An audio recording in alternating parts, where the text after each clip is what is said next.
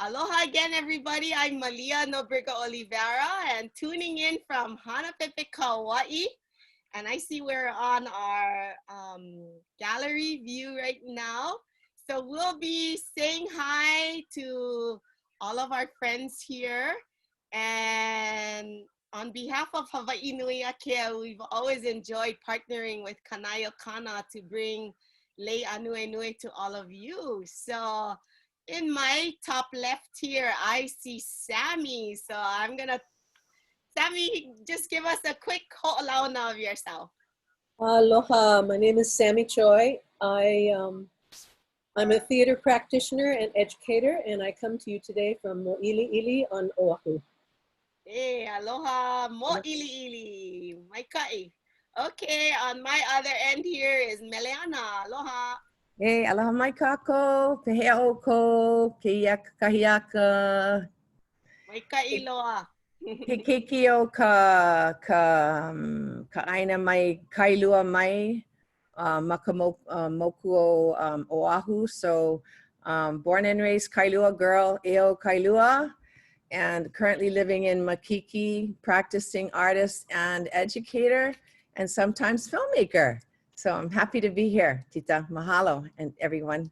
Yeah, mahalo and aloha. Okay, I see Auntie Nola. Yay! I could probably call all of my friends here aunties. Malia was my student at university. Aloha, I'm Nola Nahulu. I'm from Waianae, Makaha, brought up. And I guess I'm a music educator slash mu'u manufacturer. Yeah, a beautiful mu'u manufacturer. Awesome. And a beautiful kumu. Yeah. He tells you that you have to like sing solo, and I'm like, huh? What? She's like, you can do it. You're gonna step forward and you're gonna do it. I'm like, oh boy, I didn't have that much confidence in myself, but she puts you on there and lets you have fun, and then you get surprised that you survived it. Those are great memories. So next on my screen, I see Martina. Oh, let's unmute you. Hi. Aloha kako. I'm Martina Kamaka. I'm a family physician, and I teach at the John A. Burns School of Medicine. And I hail from the beautiful Aina of Kaneohe. Aloha. Aloha to Kaneohe and your beautiful Ko'olau Mountains behind Ew. you. And now we'll send it over to Kim. Mahalo Malia, aloha kakahiaka kako. Kim Ku'ule Birnie, I'm with Papo Ololokahi. I've been in Hawaiian Health for about 25 plus years. I also, Martina didn't mention that she also is a board member and founder of Ahahui o Nakauka, the Association of Native Hawaiian Physicians, and I've been providing support for them for almost as long as they've been in existence as well. Or as long. Aola. Great, so awesome to have all of you, and and Hawaiʻi Ponoʻī Coalition is made up of so many other partners and friends. And I'm just honored to be with these wahine today. And we're gonna share a little bit about Hawaiian History Month, which we just wrapped up recently. And before we go into a little bit more of a reflection and some of our learnings that we've had over the last month, we have a short clip that'll maybe give you a little bit of insight if you missed it on September 2nd, because it all kicked off with the Queen's birthday inside of Iolani Palace. So let me get that queued up here. All right. Okay, here we go. I'm making sure our computer sound. Okay. And here it goes.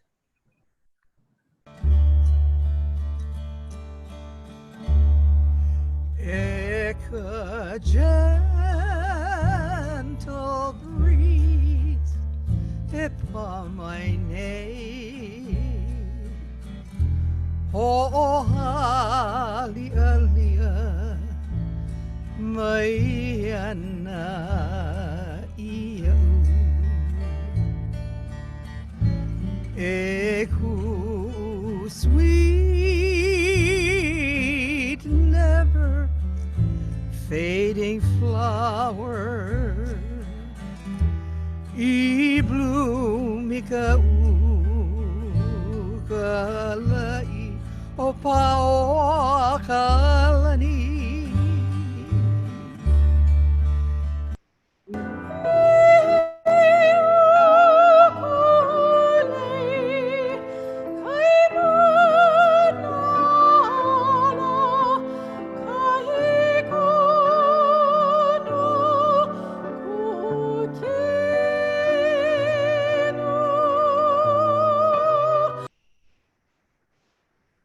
Oh, and that ended. We want more, we want more. Oh, we want more. And you know, maybe that gives us a sense of just how beautiful we started off by honoring the Queen's birthday. And so before I turn it back to you, Meleana, I'm gonna bring back some of our slides because we did, we had such a great team of friends that helped us put it all together. You know, I mean, from our website, really becoming a dashboard for us. So we had website creators and managers. And then we also had program managers and designers that came up with weekly graphics. And so you can see here on the screen, you know, the first week we started with a theme of Hau'oli Lahanau e Lili'ua Kalani. And then we went to our second week of Ha'i Mo'olelo from page to stage.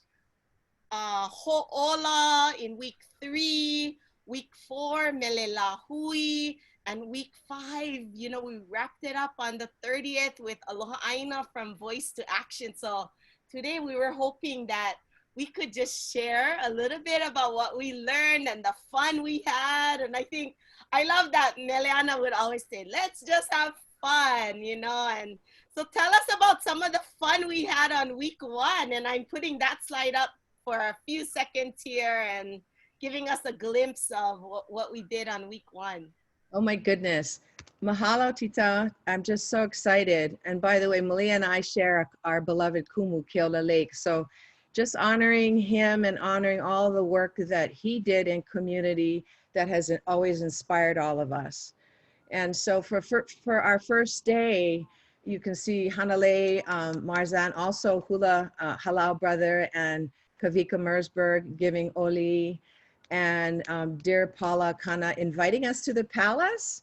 And then we went across the street to experience and be with Malia Ka'ai, which was such a privilege.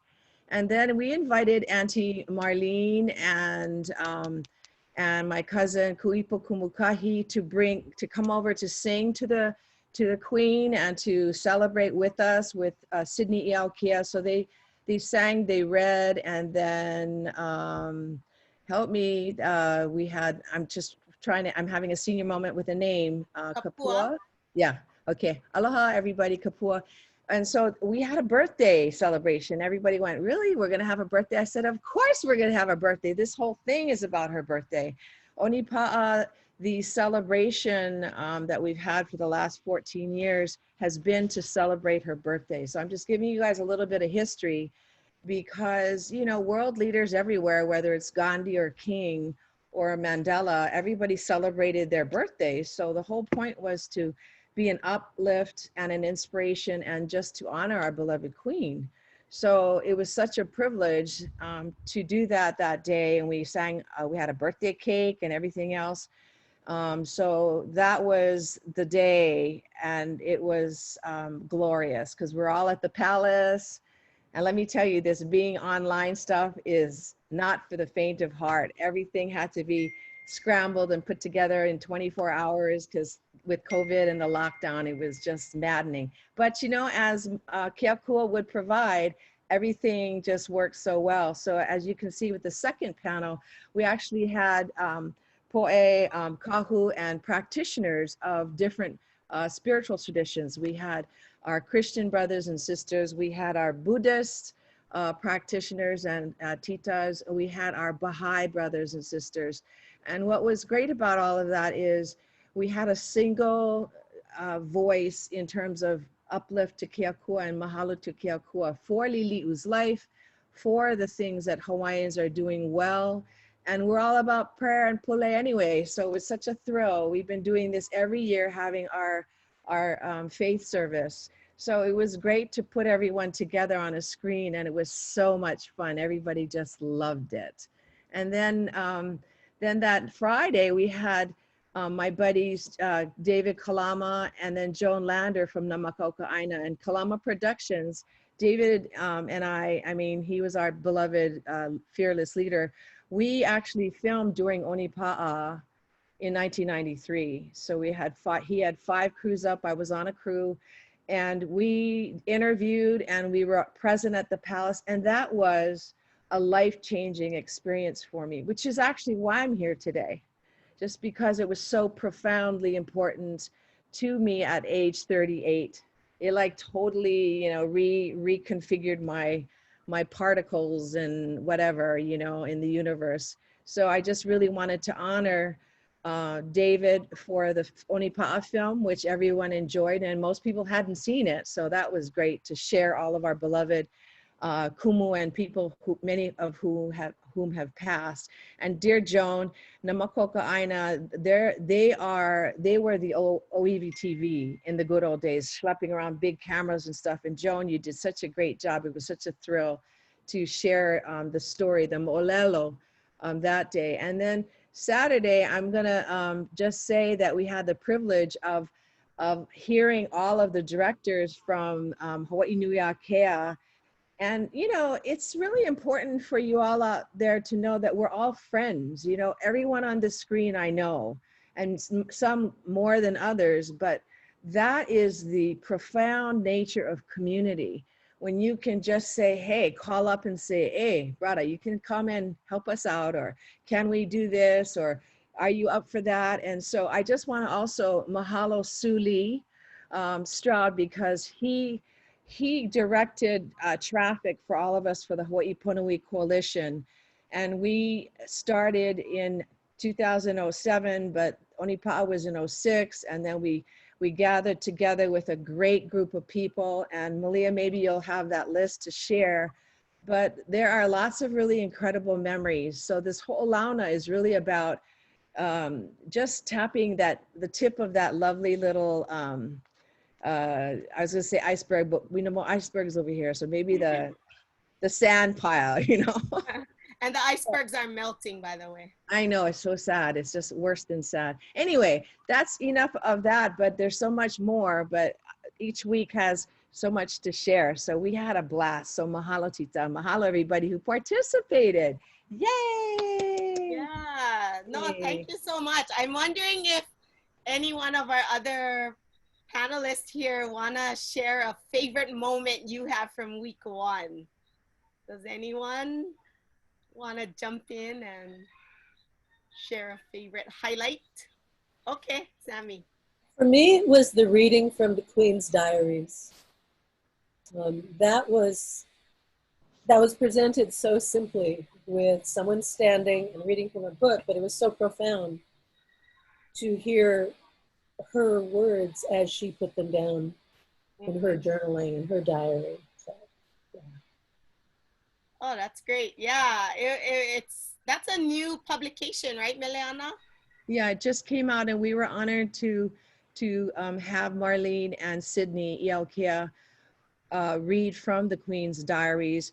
They were published by Hui Hanai, and Hui Hanai has always been involved in these very important pieces like Nana Ikikumu, which will be coming out number 3. And you know, when you think about it, we're really not only connecting people through culture, but we're actually enlivening and giving to our communities cultural practices that are very much alive today in all areas of health, education, you know, our traditions, our new efforts in Awana. And you know, this orientation for Hawaiian History Month is very special because it focuses around a lot of our artistic practices. And that's actually a really good point, Sammie, that you brought up, because we are mo'olelo. We are haku mo'olelo, we are haku mele. Our stories become our histories. And that is like so incredible to share. Thank you, Sammie, for sharing that. Nola? To add on to that, Hui and I also did the Queen's Songbook, and it is out again. So it is available. For a while there, it was not, but it is available again. For me, the cool thing was that Marlene, Kuipo, Malia, they all were singing in places where Lili'u actually lived. Mm-hmm. And we got to kind of remember that we had monarchy who not only composed poetry and music, they were part of our ohana. And we can still be part. And later I'll tell you guys a story, not everybody, but just you guys, about playing the organ at Kwaiahao and who was playing it. Oh. Just saying, okay? Okay.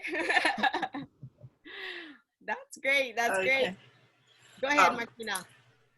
One of my favorite parts was listening to Paukalani. I went to Kamaka schools. That was our senior women's song contest song that we won. And I just cried when I heard that, not only because it brought back wonderful memories, but it reminded me, you know, and I think Nola just talked about this too. You think of the Queen as the Queen and you forget that she was an artist and that they could write such amazingly beautiful music. So for me, that was the part that really got me on that first day. Yeah. Great, great.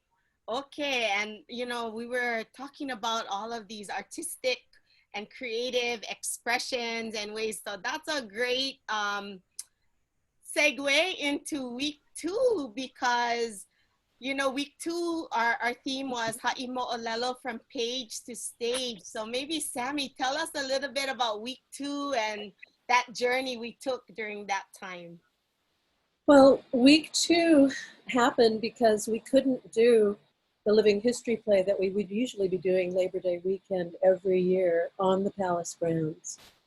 When the pandemic hit, we realized that it just wasn't safe to invite crowds of people to be standing around together, even if it was outdoors. So Ha'i Mo'olelo, from page to stage, became a week of how we tell stories through performance nowadays on stage.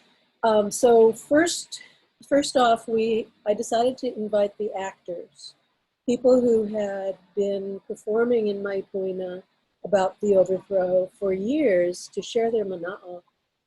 And what surprised me, what I hadn't anticipated, was that this webinar ended up being like actors sitting around in the green room. And if you don't know, the green room is like a sort of lounge or waiting area where actors or performers will wait until they go on. And that's how it felt, because we all knew each other. We're talking about community. This is part of our theatrical community. And indeed, in the green room, we would sit around and talk about the play. We would talk about what the actors were portraying those 4 days before January 17th, 1893.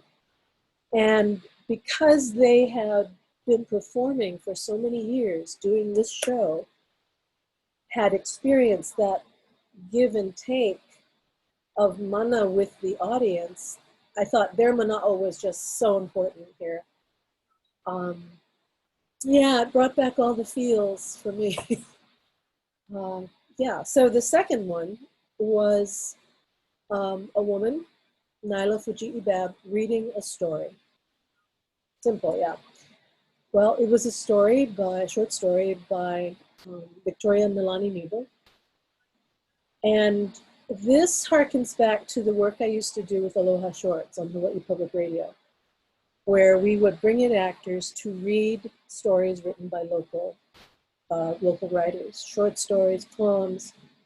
And we discovered that people really like being read to. Not just little kids, but adults too. And so this was a way, Aloha Shorts was a way of sharing local writing that probably hadn't been seen much since it was first published. So we thought, here's a chance to get a Hawaiian story out that wasn't very well known. It's by a well-known playwright, but we don't really know about her prose as much as her playwriting.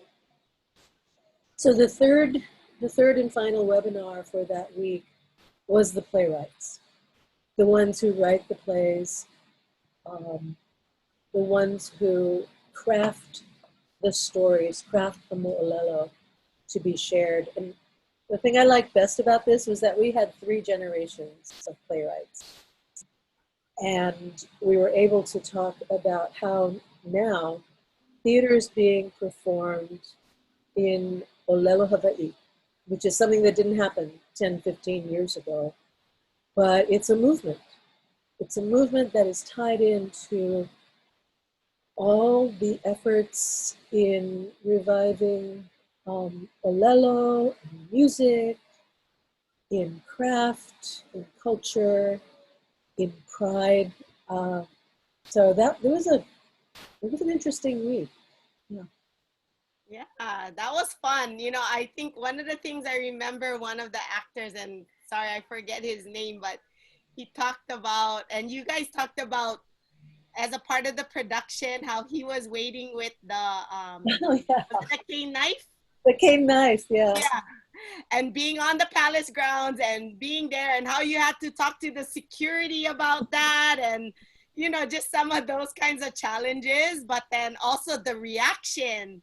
Because sometimes the actors, you know, were maybe behind the crowd, and because we would walk from one place to another, right? And I remember that sometimes it was of a, you know, you're like, oh, wow. And you just get chicken skin as the story is being told. And you really feel like you're in that time period, you know?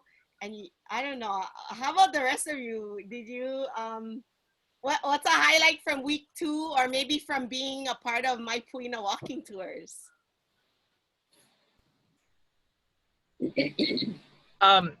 I thought it was very poignant when the first Wednesday, when the actors and actresses were talking specifically about being in the role and being there at the palace or in the palace grounds, and that it was more than just speaking the lines. Yeah.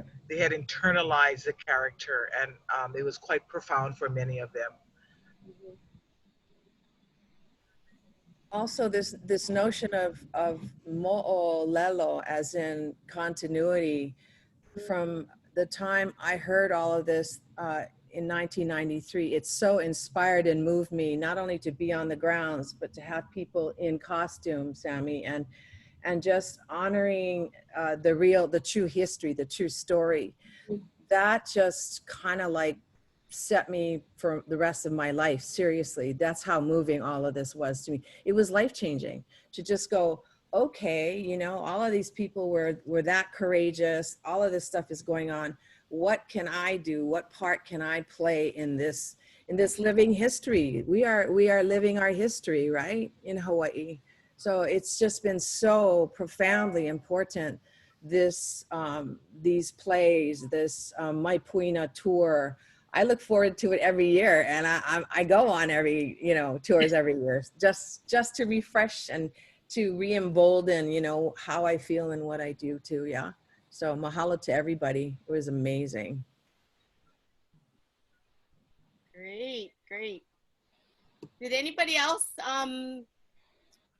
participate in the My Puina walking tours? I remember maybe, yeah, if somebody else wants to make a comment, or I was also thinking a highlight is, you know, the work of some of our other professionals like Euclid and other academics who shared at the end as a part of a reflection. I thought that was a really good part of that tour. I mean, we didn't have this in one of our series this month, but I remember being a part of those discussions at the end, and you kind of wanted to just get it out of your system, you know, because now you're experiencing all of this. And now we met at the Lili'uokalani statue and had a little bit of a debriefing. So I like that part too. Very important. Yeah, I think that was important after going through a disturbing experience, profound experience, to be able to speak your heart in a safe forum. And we're really indebted to our Hawaiian scholars, John Osorio, Leilani Basham, so many others who are so knowledgeable and would take the time to be open to all these different feelings and opinions that were coming from the audience. That's something that I really missed this year. And I'm sorry that we're going to have to wait to do it again until goodness knows when. Kim, are you gonna come on? I wasn't sure if I saw you trying to unmute. Oops. Yeah, I wasn't sure either. I think, well, you know, I've long been a fan of Haile Baker and her work. And I remember when there were but 4 Hawaiian playwrights. And I think the fact that there are so many that I don't even know who they all are now is really a tribute to, largely to her. I mean, they stand on the shoulders of Victoria, but really that Haile has been in that position at the university to really grow the field, you know, of theater and drama for Hawaiians in a Hawaiian way, presenting in Hawaiian language, you know, I think that's a real tribute to her, and to be able to see her with one of her students, you know, was really amazing, I think. Yeah, that was her son, right? Yes, it was. Yeah. Oh, Ka'ipu. Yeah. I mean, oh my God. And you know what? I had him as a haumana at Kamaka when he was 5 years old. So the fact that I'm right there with you. I remember when he was born. Oh my God, no, seriously. And you know, he was, you know, these Kolohe kids are very talented. I just gotta say, you know, so he was certainly one of those, and brilliant, which proves my point, right? Brilliant. Yeah. Okay, so let's, I'm gonna bring up some slides from week 3. And maybe Kim and Martina can tell us a little bit about week 3 and our theme of ho'ola.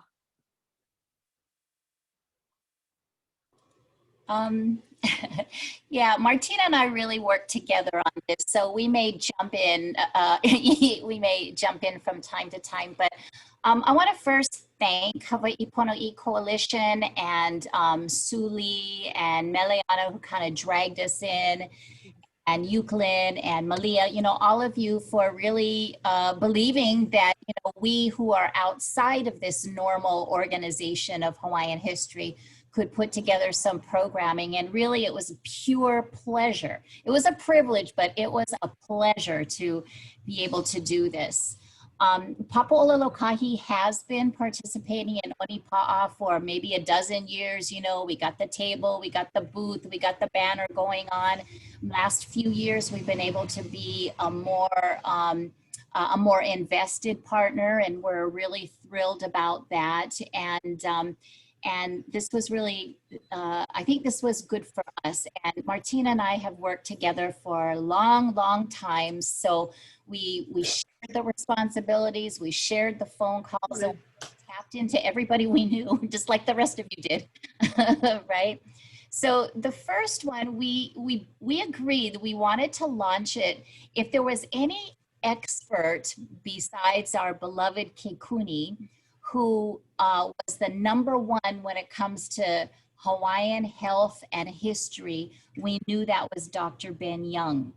And yet we didn't know, you know, when the last time he presented was, if he would be open to it, you know, if he had the technology, the kind to, to make it happen. But long story short, he was wide open to it, and it was fabulous. And you know, as Malia knows, we had a practice run, and but it all worked out. And he delivered some new research that was new to him.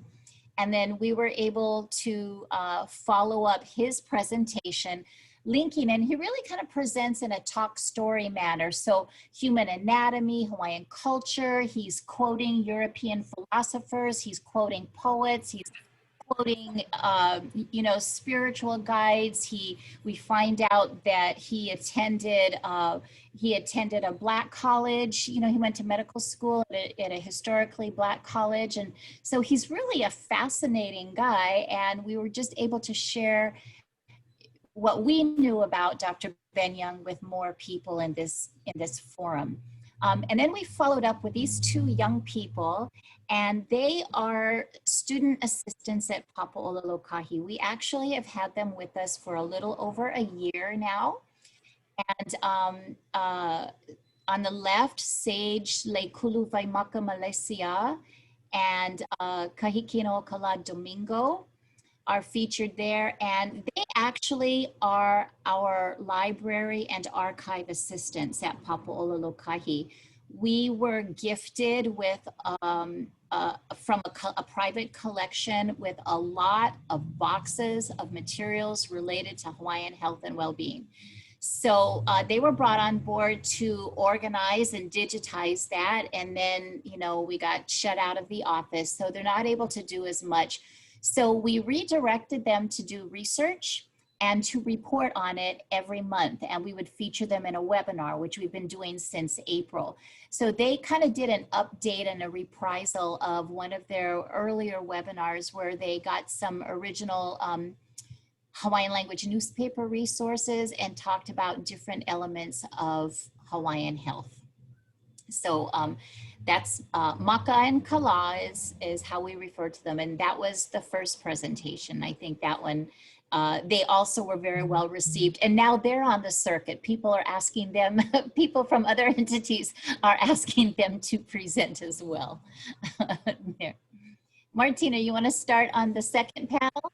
Sure. So you know, the theme for our week had to do with wellness and health. And so Kim and I are both very much of the mindset that health for our people is very holistic and very broad. So we wanted to focus the efforts on this week with health by looking at health holistically. And so for us, that started with thinking about our health and the work of our traditional healers. So we came up with the idea of two panels. So the first panel really had to do with some of our kupuna, our practitioners that were more kupuna.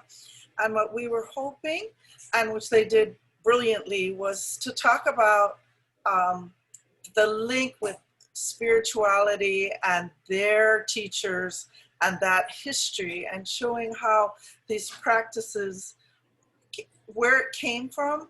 And then what we were hoping with the second panel is that next generation of practitioners. Because I always tell my students at the medical school, you know, our traditional practices are growing and thriving, and there's new generations doing this.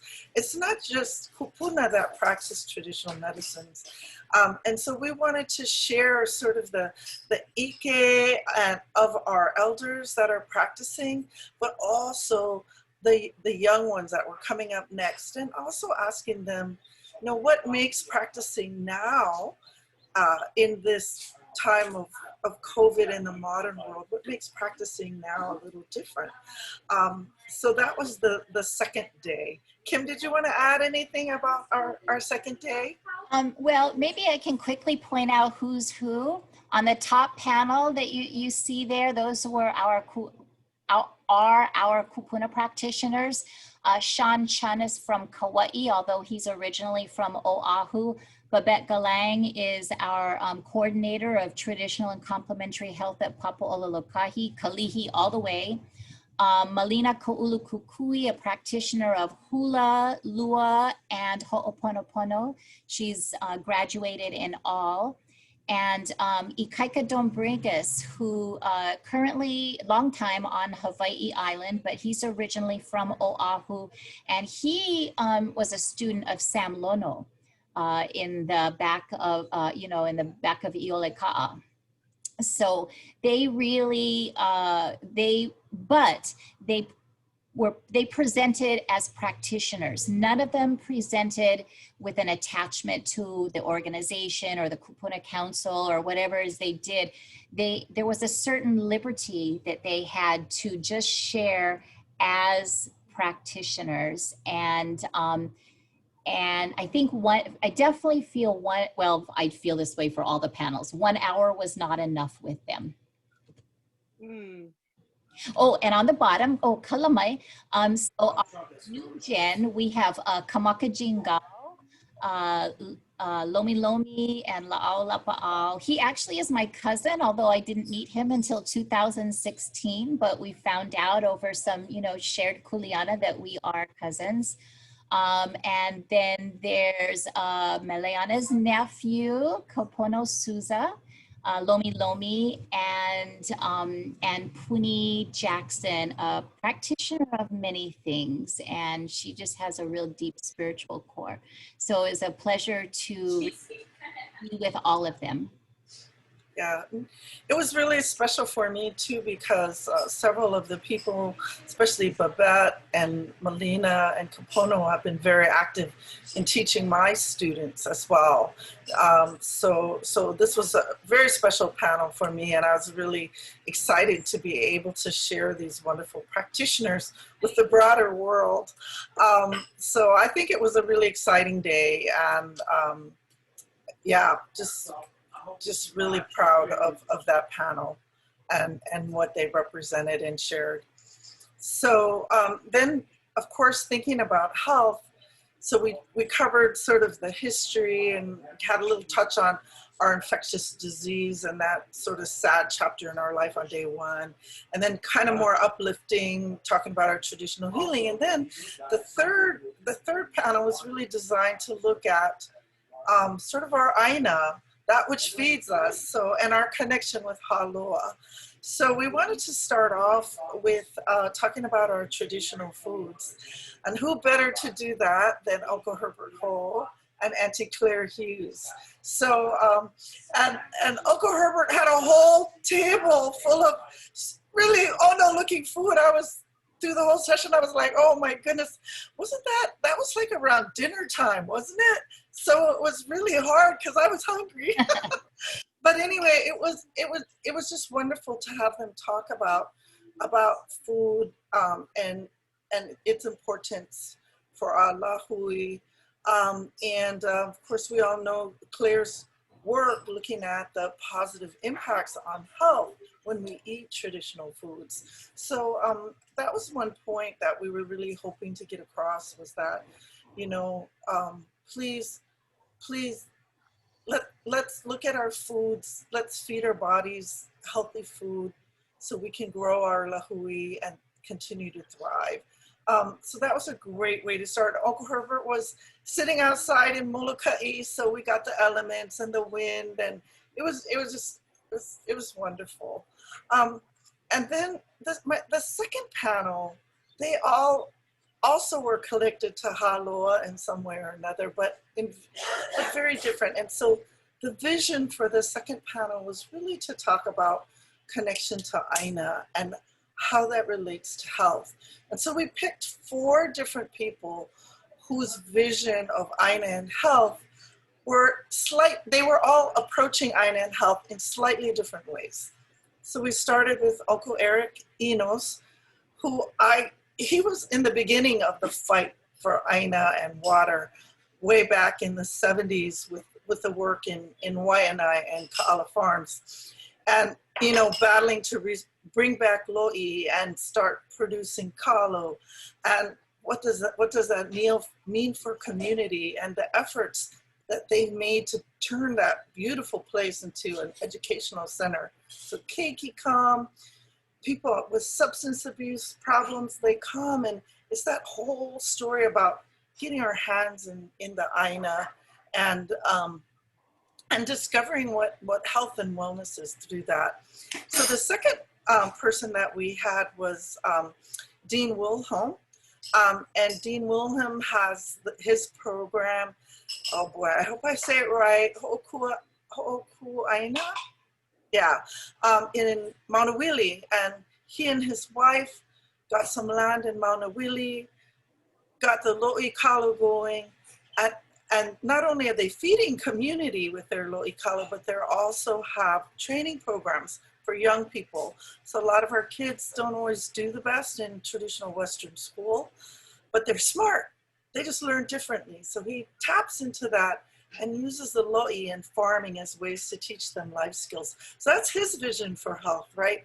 Is teaching youth life skills and giving them things that they can use to thrive in the future. The next person we had was Ka'iulani Odom. Ka'iulani Odom runs the Roots program at Kokua Kalihi Valley. That's another vision for health that involves a Western healthcare system, Kokua Kalihi Valley, and a very innovative 100-acre garden in the back of Kalihi Valley that they use as a tool for their patients. Their patients can go and garden and get access to healthy food up there. And what does exercise mean? For example, their Pacific Islander population, they didn't have a word for exercise, but they knew what gardening was. So, you know, rather than tell them walk around the block, just have them go to the garden and make food for their families. She also has programs to bring families in and teach families the value of eating healthy food and making our food, and what does that mean, that connection to Aina and food. And so that was that kind of wonderful vision. And then finally we ended with the kalo farmer, Hanalei Bishop. And that's his life's work, is to provide food for our ohana. And what is that like for him, trying to do it for a living? The others all are connected with nonprofits or grants in some way or another, which is another struggle. But for him, this is his life's work and his livelihood. So we thought having that perspective of different connections to Haloa and Kalo and Aina and different ways of approaching health, because of course, health is very, very holistic. And we were hoping that we could capture that essence with our panelists. So Kim, I'm sure you have something to add. No? Okay. So that was our vision for week 3. Well, of course I could go on, but there are 2 more weeks to address, and we want to make sure that everybody has time. But again, mahalo for the opportunity to share Hawaiian well-being through his lens of history. It was a treat to be able to put this together.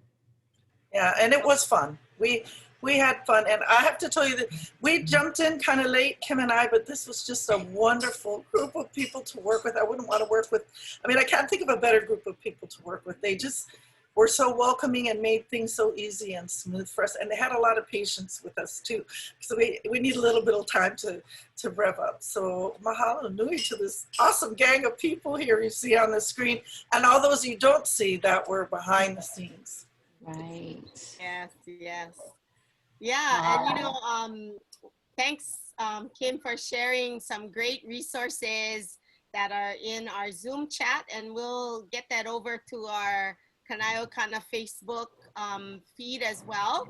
And some of these, if they're not yet already there, will be on our HawaiianHistoryMonth.org website. So we definitely encourage all of you to check out these videos. A highlight for me that really inspired me to bring more Lomi Lomi into my daily life is when Kapono shared his story about how his tutu would lomi his chest and helped with his breathing, and because I think he had what was it? Asthma. Asthma. Yep. And how tutu would just lomi him all the time. And, as a caregiver, that really inspired me and reminded me to do more often lomi lomi with my mom. And so I was really thankful for that, of that sharing. maybe a highlight from someone from week 3 before we move on to week 4.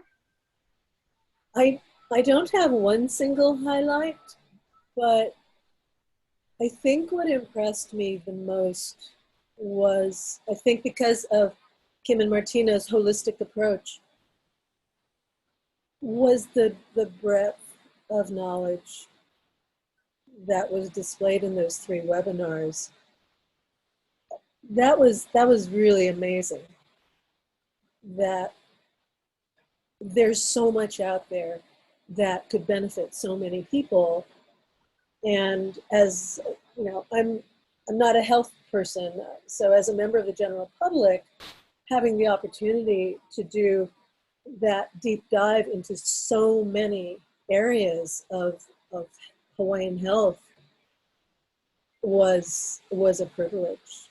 So thank you, mahalo to both of you for how you organized that week and your curating of all the topics you chose.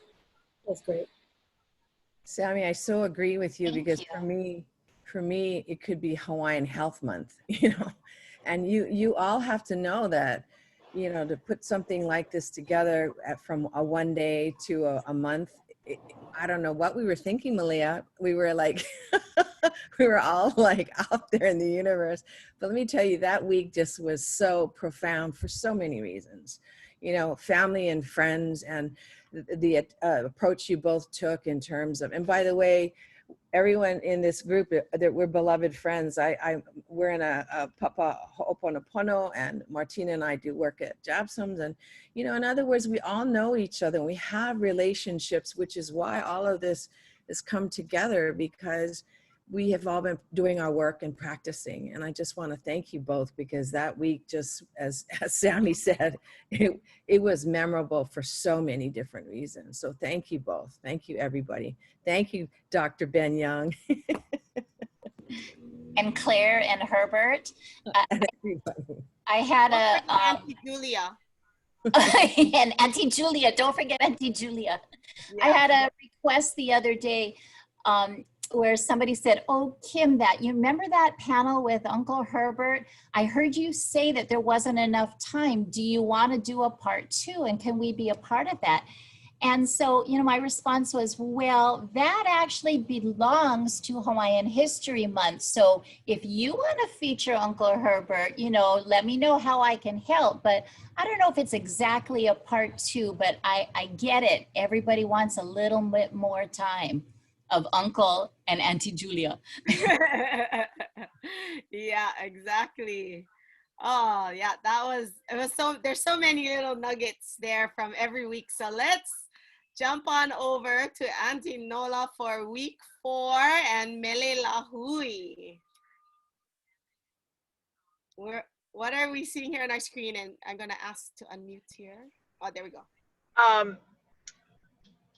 Way back when I was asked to take over the Hawaii Opera Chorus, Kalena Silva's auntie is the founder, Eileen Lum.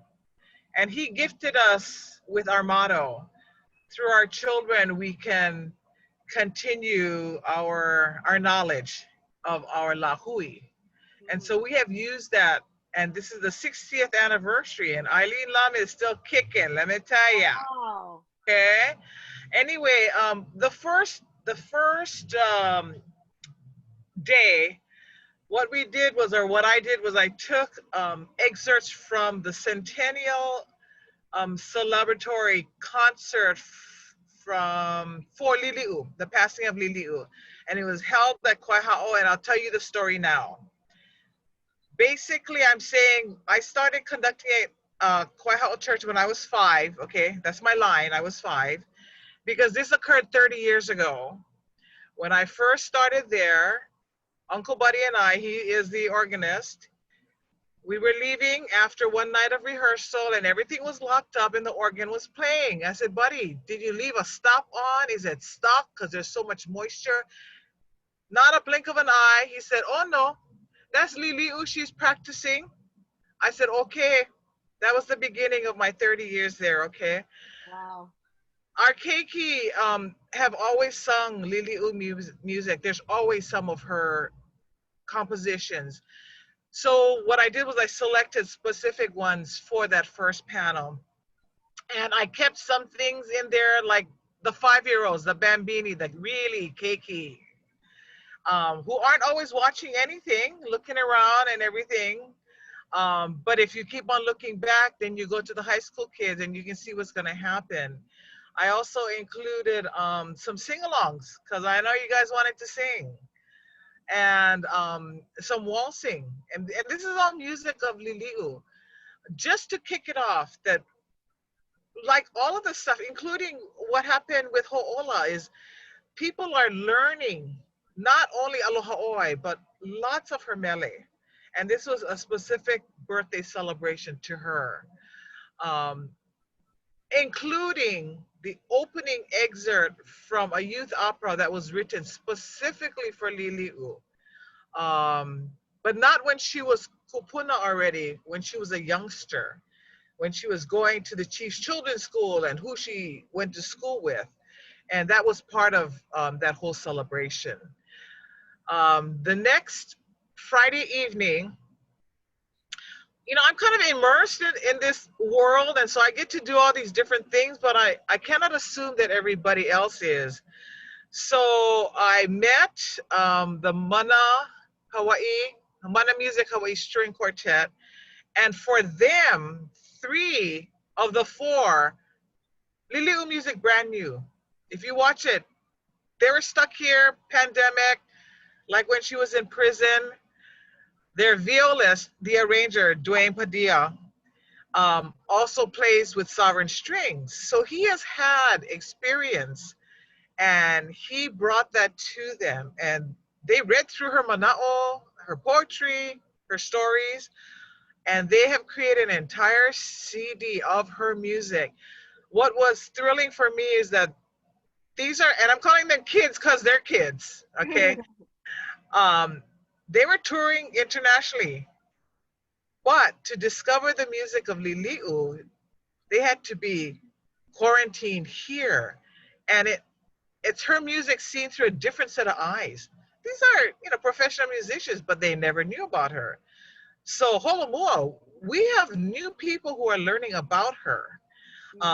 They're the first half, and the second half, if you look at Raising Hawaiki, this happened, I guess a year ago now, but there is an entire symphony written for the Hokulea. And you're looking, the picture there is literally NBC. And they flashed all of those pictures on the side walls. Nobody had ever done that before. Of course, now, you know, everybody gonna do them.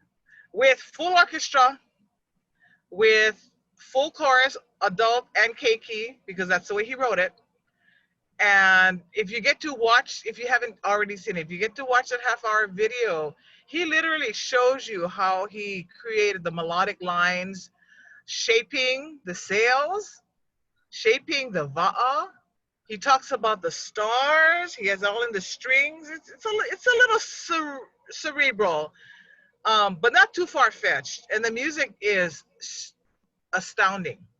It really is. And to be on that stage with Nainoa talking, and then it's his crew members. They did the opening Oli and the pool.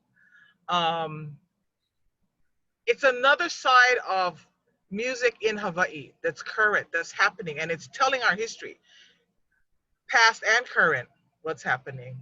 Yeah. So that was Friday. And then Saturday was the journeys. The 3 men, on the left is Herb Mahilona. He talks about his journey as a composer starting when he was 8 and how he got invited, let me put it this way, invited to do different things. Not only writing mele, but writing opera for kids. And I know that sounds very Western European and the genre is Western European, but we know that Emma and Lili'u and Iolani were all singing opera when they were alive. And he started with Hapa, English Hawaiian. And when he went to Kea'au campus for Kamehameha, all in Hawaiian.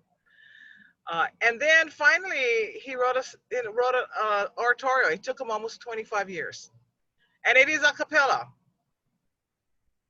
In the traditional sense, but he wrote for Hawaiian implements. So you're going to hear kaeke, ipu heke, ili. You do pahu, okay? But it does start kinohi. It does start before the introduction of Christianity, because oratorio is a Christian-based, sacred, Western European, blah, blah, blah. But it does start with the creation of the world, per se, before we bring in people to begin with. So we follow his journey and we follow his music. Kylan Reese in the middle has done so much research. All of our Kanaka boys who went to the mainland, the Royal Hawaiian Banda or Bana, who took our music to the World's Fair, late 1800s, early 1900s. Amazing what they were doing. And it wasn't only ukulele, you know, it was stringed instruments, guitars, and it's quite a story. And it continues. And of course, Aaron Mahi. You know, that class had teletembe musicians, you know, Dennis Kamakahi, Aaron Mahi, what can I say, you know? So to be able to end, because he is a maestro, and he used to conduct the Honolulu Symphony. And that's what he graduated in. But all of his mana and his mo'olelo too, from music of Hawaii and of his kupuna. So to end that particular evening with him and his gang from Papakolea was fabulous. And they are continuing the music of our bana from over a century ago. There you go. Yeah, mahalo. You know, a quick story, and then I'm gonna ask maybe one of you to share a highlight. But I like how you said about the incorporating the ka'eke and the different Hawaiian instruments into that composition. And my quick story is when I started studying to become a music teacher, and I had to take all different papamele at UH Manoa. One of my first classes, they asked me, and I didn't know what to expect, you know, but they said, well, what is your instrument? And I thought to myself, what is my instrument, you know? And I said, ipuheke. And this wasn't in your class, you know, and this wasn't Auntie Vicky's class.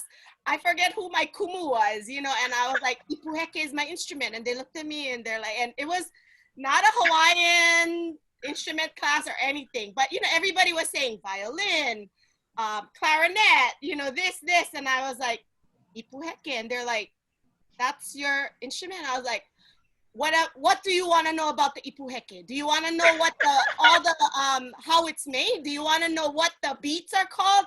I can tell you the history of it. I can tell you everything you need to know. Like she can tell you about a clarinet, you know. And they were like, the kumu didn't say anything beyond that. And I was like, okay. And I don't know, I could feel that there was some uncomfortable feelings there. But I was really proud to say that ipuheke was my instrument, you know. But I think this kumu never had Haumana come in and share that. So brilliant minds think alike. When I was taking a graduate course in music department, in my class was Kalena Silva. We went and did the same thing. He said the exact same thing. He didn't say he was a baritone. He said ipuheke. Yeah. Brilliant minds, you guys. So I don't know, any one of you want to share a highlight from any of these Mele Lahui presentations we shared? I'm just going to say, as an educator, the cutest thing was having those kids, okay? Nola, I mean, as much as the performances are great, just to have the little ones standing there at 5 years old going, what are we doing? And then actually finding a couple of those keiki to, you know, during this COVID time to share, that was really ambitious and wonderful, because, you know, it got them involved, and we're all teachers. So just to have had that, it brought back good memories for all of us, for me especially. Thank you. I'll let my staff know. Yeah. I gave them 2 rehearsals.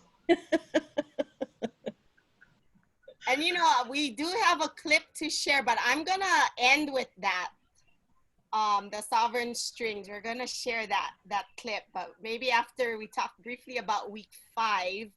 And Zach wasn't able to join us, but week 5 just happened on Wednesday, and wow, we had a panel of amazing speakers from Kumuhina to Del Beasley, Naalehu, Zach, as well as Chad. And they all talked about, well, Kumuhina started us off by sharing a little bit about Kuha Aheo and that oli and that mele and the intentions behind it. And Naalehu talked about being a media maker and the role and the weaving together of media makers, hakumele, musicians, and bringing that together in these different short films. And then Chad talked about, let's see, the Kuha o Mauna Kea project and bringing all the hakumele together. And, you know, and I was excited to hear that so many of these mele are up for Nahoku Hanohano Awards. And also it's on the Grammy Awards list. So I'm excited about that. That was a new thing to learn about it. And then Zach also talked about, yeah, hakumele and encouraging us to continue to hakumele, like Lili'u has set that path for us in many of our kupuna, and the role that plays in Hawaiian history and documenting our mo'olelo. And, you know, Del Beasley, he shared, just as a seasoned musician that has been a part of the movement, what it's meant for him over the years, and really putting that kahea out that it's time for action, and we've been in action and we need to continue to be in action with our aina, like our wellness, and all of our weeks really brought us together. And then we premiered a short film called Kuha Aheo Pai Aina Hawaii. And if you haven't seen it, I really, I encourage you to go on to our website to watch it. You know, we all felt really emotional about after watching it. I know I did. Oh, what you showing us there, Auntie Nola? Oh, well, Kulu Kawai Maka, she's showing us the Kleenex that, you know, yeah, make sure, wait for the end. It's 4.5 minutes long. The end really sets the tone for the whole film. So you gotta go and watch that. And yeah, again, it like every week it's inspiring me to continue to do the work that we're all doing, you know, the hakumo'olelo, the hakumele, the connecting with our practitioners, our healers, our musicians. So maybe before I end with our sovereign strings and then my closing slides, let's do another quick round of maybe some final thoughts. If you want to make a comment to our educators and how they can incorporate all of our 15 shows into their educational world and journeys, or maybe just a reflection, I would love to hear your mana'o. And I'll start with Meleana. I just wanted to remind everyone out there that we are all educators. We are our first educators to our children, and perhaps second to our grandchildren, but you know, so I really want you all to know that anything that you are passionate about that has touched you during this month, go and find out about it, because really what we wanted to bring was spirit to the conversation and healing, because that's the work at hand in these times that we have to do. We have to ho'olula hui, as our beloved Kalakaua spoke of, and in terms of Lili'u, just the more we know, the more courageous we will become, because one of her mottos, which continues to be my favorite, is, you know, where she, and I'm paraphrasing, where she said, do not fear to act for fear of failure, because every moment that we offer to our ancestors on Kupuna and to the land, we are doing the good work that we have been asked to do. So I just want to say, wow, what an extraordinary experience this month has been, because I've learned so much myself. And that's actually why a lot of us teach. We teach so that we can learn. So again, mahalo to everyone, and Malia, special thank you to you and all the tech folks. It's just been extraordinary. Mahalo. Mahalo. Sammie, some last final thoughts? I would second Nele's mahalo to you, Malia, for being the organizer extraordinaire that you are. And to all the tech support, also, Hawaiʻi TV, all the folks. As for educators, I think I'm a little close to this, so I can't really say exactly right now, but I hope that each one of the webinars, each one of the weeks, can inspire people to look further, right? Investigate something that caught your imagination and see how much more there is out there, because as much information as was shared in these webinars, we were talking about, what was somebody said, it's like an iceberg, but we don't have iceberg here, but we do have islands, right? And the tip of the island shows above the ocean, but underneath there's so much more, and that is true of every single one of the topics that was raised here. So watch the webinars. You don't have to take in the whole thing, just one thing that inspires you, and run with it or fly with it. Yeah. Hey. Awesome. Kim, some final thoughts from you? Mahalo.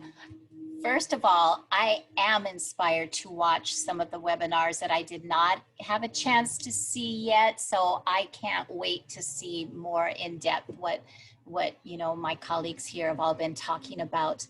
I think the beauty to, you know, reflecting on the fact that this was History Month, and that the Mo'okuauhau really came from the Queen's birthday, right? Onipa'a, the Queen's birthday, and it kind of evolved into what we presented. But whether it's Lili'uokalani or Kalakaua or Queen Emma or Lunalilo or whomever it is, what we're, the connection to history is that each one of us this week have demonstrated that we are carrying out the legacies of our ali'i, that our history and our culture lives on. And I think that's the lesson for teaching history and for diving into the history, is that it provides us the foundation for where we are today, and whether it's through song or storytelling or traditional practices of any kind. You know, we presented healing, but any kind of practices that that our history isn't just history, that we live on, right? The culture lives on. And so I think that's the lesson that you know, for me, for this entire week, like Eola Mau Amau. Mahalo. Martina, some closing mana'o, and let's get you unmuted here. Okay. It's really hard following Meleana and Sammie and Kim, because they really captured a lot of what I wanted to say. So I'm going to be just really short and say ditto for what those powerful words that were just shared, and that I pray that for our keiki that might be watching these webinar, I pray that a spark is ignited in them, that they could find a passion that can lead them forward into a discovery um, for a bright future, something that will, passion that will lead them to something to help make a difference, not only in their own lives, but in the lives of our lahui. Mahalo. Auntie Nola. I think because we are from here that sometimes we forget about the rest of the world, but also we forget that our ali'i, our kupuna traveled that world. So to remember to holomua and that don't stay isolated, because not only do we have so much to share, we know a lot. I'm not just patting ourselves on the back, but I'm saying we continue to sustain our culture, our history, our health, our food, our land, and just because we're in the middle of the Pacific doesn't mean we don't know anything. We know quite a bit, and we need to continue to share. And next generation and the next generation, we got to teach them that. Awesome. Woo! Thank you so much, everybody. And yes, you know, we had so many partners, and I don't have that slide of all the lists, but you know, it takes partnerships. And you know, I did make some notes here of all these little things that really that takes to put these events together. And I'm just gonna quickly read off this list, and I know we're going over time, so thanks everybody for hanging in there. I wrote down some things like have fun, relationships. It's all about relationships, calling all your friends and working with all of your friends. I heard some comments about some practice runs. Yep, that was really important. Having practice runs, having a 30-minute buffer time, like making sure everybody has the links, having a tech team like OEV TV, and we call them the young ones. Having the young ones in our circle, because we had some fun things as we talked about social media and, you know, like what's a tweet versus a tweak, and, you know, this and that. So those are fun. So having some young ones with you on the journey is important. Pivoting, knowing how to pivot and to adapt in these times. Intergenerational, I love that we were bringing in, even with the ha'i mo'olelo, I think every week we really were weaving in this intergenerational of kupuna and opio, whether it was songs or ha'i mo'olelo or the Queen's birthday. We saw some different generations of musicians and storytelling, and even all the way till our last week. So I love that. Patience, having patience with one another and having grace. And, you know, knowing that sometimes the tech is not going to work.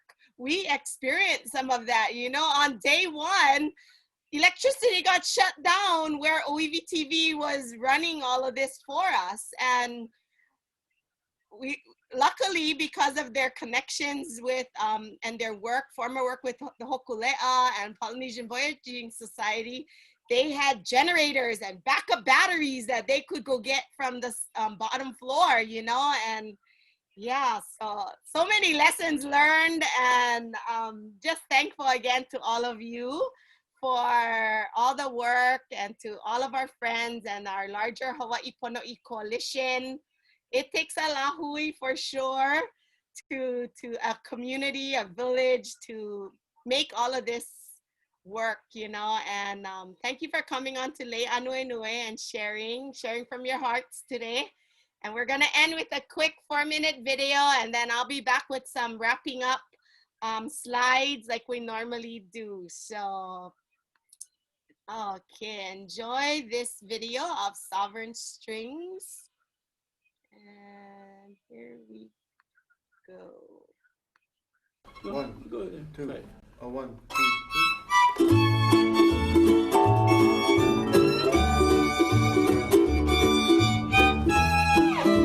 Uh-oh, sorry. I'm gonna stop it because you were seeing a whole bunch of other things on my screen, so I'm not sharing the right. Here we go. I think it's this one. Thank you, everybody. See, patience and grace, important. All right, let's try this again. One, Go ahead. two, Right. 1, 2,